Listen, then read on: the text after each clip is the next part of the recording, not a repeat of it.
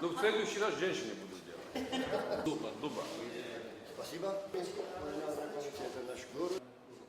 Наша делегация не очень. ჩვენ რეგიონში სხვადასხვა დარგში არსებულ საინვესტიციო გარემოს და ქართულ კანონმდებლობას გავეცანით. მონაცემებს კი ლიტველ ბიზნესმენებს მივაწოდებთ, რადგან ისინი სამომავლოდ ფლობდნენ ინფორმაციას, რა კუთხით შეიძლება რეგიონში თანამშრომლობა.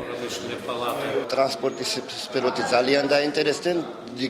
კომპანია არის წარმოდგენილი, რომელიც როგორც ვთქვით, ევროპაში საავტომობილო სატრანსპორტო გადაზიდვებში მეოთხე არის ლიტვაო, აქედან გამომდინარე აი ამ დარგით არიან დაინტერესებული.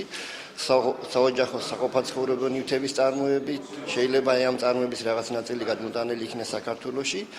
Ჩვენ ეს არის მოკლევის სფეროები, შემდეგ ვნახოთ ეს პროექტები თუ კონკრეტულად ჩამოყალიბდება, მას თავრობასაც გავაცნობთ, რომ ისინი შესწავლილი იქნეს, დამუშავებული იქნეს და შესაბამისად განხორციელდეს ინვესტიცია.